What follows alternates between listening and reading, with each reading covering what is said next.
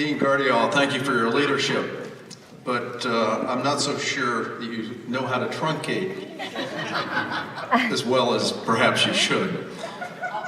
You'll work on that. Thank you all for being here this evening. I'm delighted and honored to be part of this milestone in your lives, and especially our graduates here this evening. And I offer my heartiest congratulations to all the graduates at this very special moment in their lives.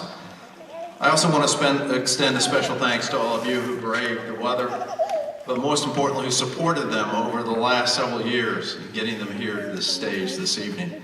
It takes a community, all your family members, mentors. It's just incredible. So thank you. If you don't mind, graduates, perhaps we would all like to stand and just give a standing ovation to all those that helped get you here. Thank you.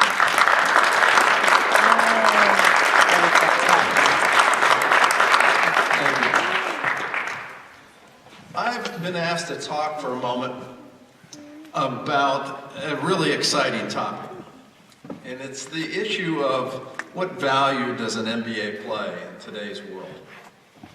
And I know you all got up this morning just waiting to listen to me talk about this. And it's actually an issue that I've thought a lot about, as having spent 6 years on the faculty, actually probably about 8 or 9 years cumulative of my life at an MBA program.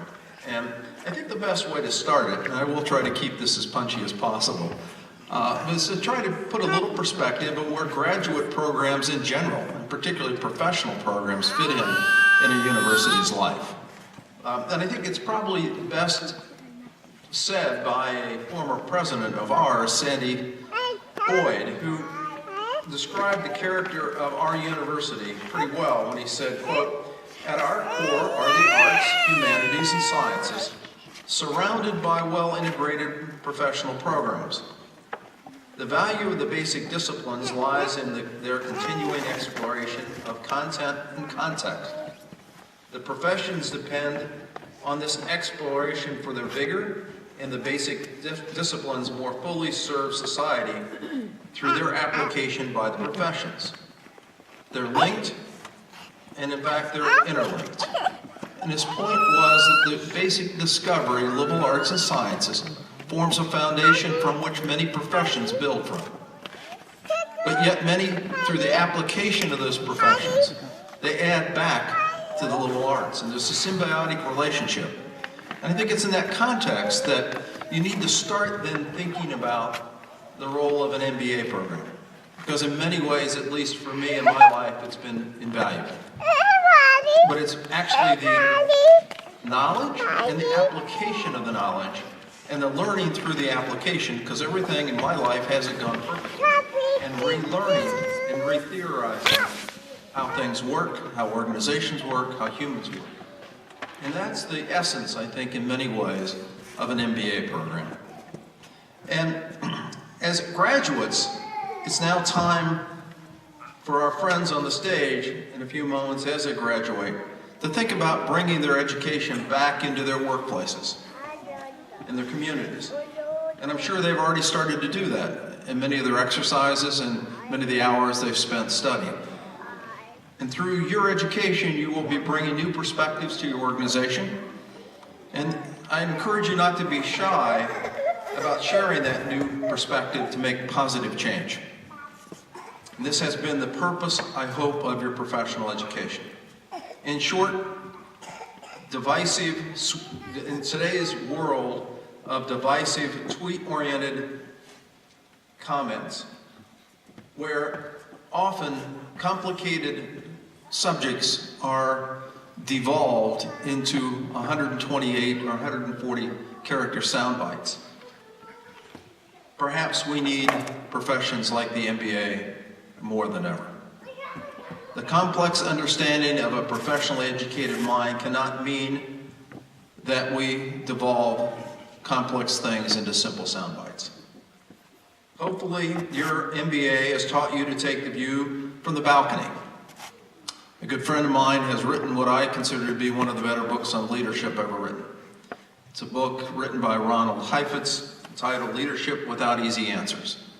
And in the book, Ronnie describes that great leaders and hopefully now all of you on the stage, know that you need to be able to dance. You need to be able to know how to do the specific functions of your department and team.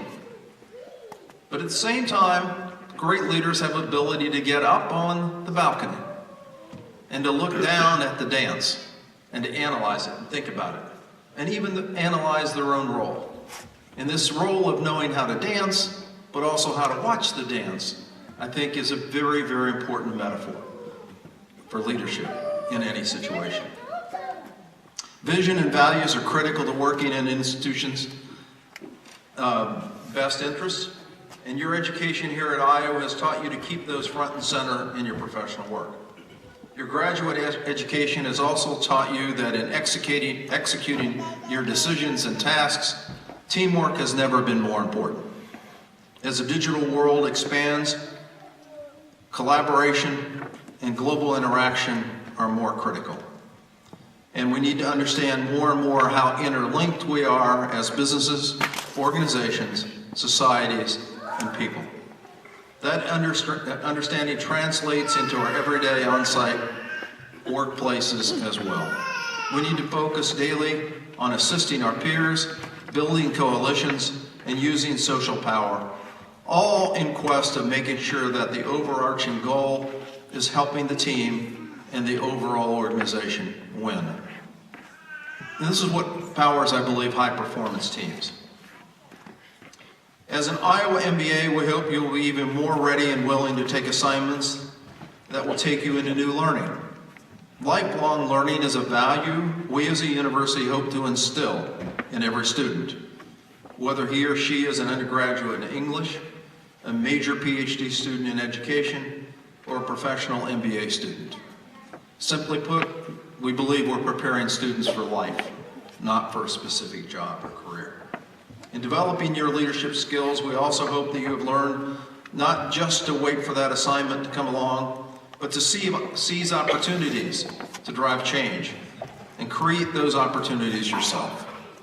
Look for performance and opportunity gaps around you that might have gone unnoticed by your team or organization, and continually raise the performance bar for yourself, your team, and your organization as a whole.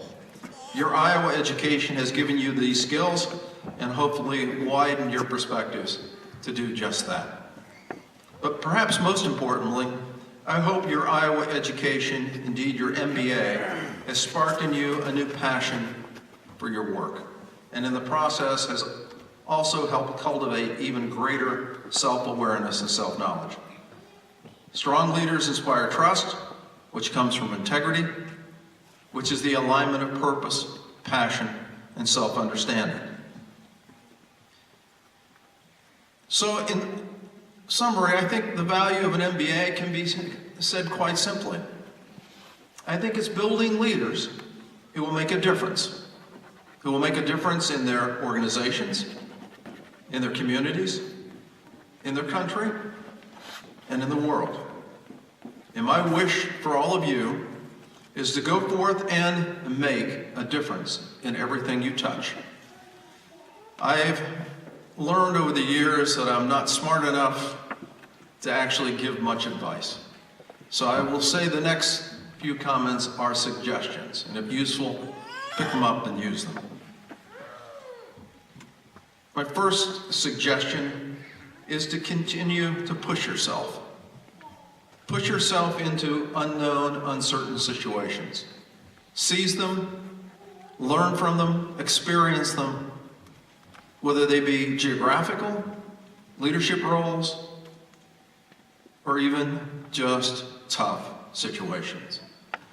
The tougher the situation is, the more comfortable you are, I think the more you're going to get out of it. That then leads, however, to my suggestion number 2. If you actually put yourself into difficult situations that you're going to learn from, you better have people around you that you trust, who have been great mentors. So work for great people. I would suggest that you should look around at the team and the coaches around you more than the name of the company, because you're going to need them. Thirdly, never forget who you are. It's hard enough to be ourselves. It's a lot harder to be somebody else. Be proud of your background, your heritage, and use them and wear them well. Be yourself. And perhaps most importantly, I would suggest have fun. And when it stops being fun, try something else. And maybe that'll take you back to suggestion number 1 about stretching yourself. So let me wrap up and say, your time here, hopefully, with us has been something special. You will always be part of us. Your work that you've done here will always remain as part of our foundation of excellence. And for that, we thank you. Your work in the future will not only enhance your career and improve your organization, but it will always reflect positively on your University of Iowa education. We hope that you will continue to be an advocate and good friend and come back to hug us and see us. Once again, congratulations, good luck, best wishes for the great success in the world and years ahead of you. And please know, we're very, very proud of all of you. Congratulations.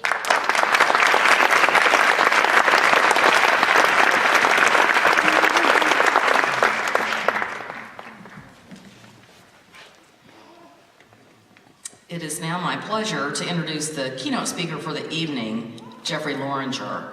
I want to start with his Iowa creds here. I think this is really important. Jeff actually has 3 degrees from us here, an undergraduate degree in marketing, an MBA, and a JD from the law school.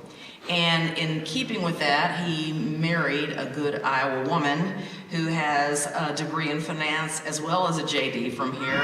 And their oldest daughter is a sophomore here right now. So this is what we love, is these Hawkeye families and multi-generations coming through.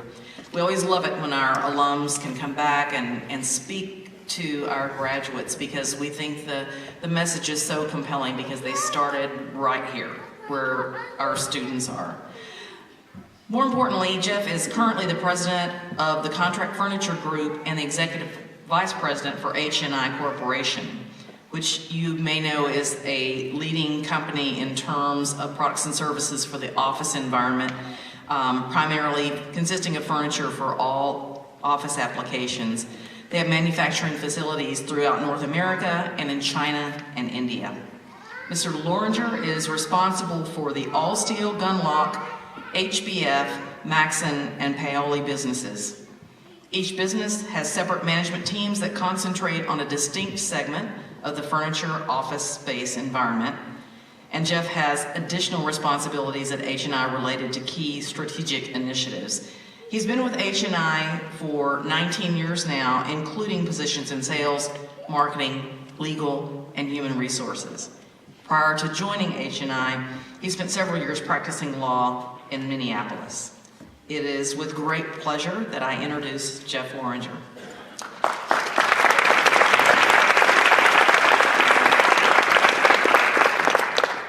Thank you.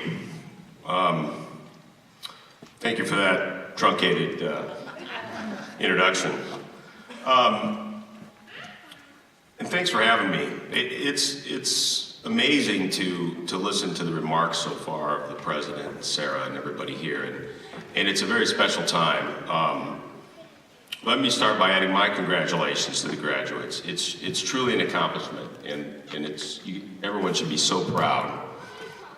I personally know what a commitment is, what a commitment it is to complete a program such as this. I have worked with many colleagues who have done it as well, and it's a big time suck. It takes incredible energy, drive, and focus. And at the same time, it takes a lot of support from family. And I know that's been said before, but it can't be said enough. I see it with colleagues at work. Work colleagues, family members, significant others, children, spouses. The support group that's required to do something like this while you're working full time is incredible. So I commend everybody who's helped and supported the graduates along the way. Also, as you can see from my background, I'm a big believer in the University of Iowa and in the Tippie School of Business. I've been associated with the college for over 19 years, and I've had the great pleasure to meet and associate with many administrations over the years. And I can say without hesitation, the University of Iowa and the College of Business are currently in great hands. And it is an exciting time to join the Tippie College, or join the Tippie family. So it is interesting and quite humbling as one thinks about standing here and sharing some thoughts with professionals such as yourselves. I thought about the world is your oyster speech, but realized you had heard that at high school graduation. I thought about the follow your passion, use the tools you have to make a different speech, but realized you heard that at the undergraduate graduation. Thought about the history of office furniture, but the dean said that probably wasn't good either. So what is the theme speech, I asked, for professional MBAs? A quick Google search provided me the answer. The how to ask for more money now that I have my MBA speech. So here it goes. Just kidding. Although there is some truth to that, I will take a bit of a different approach.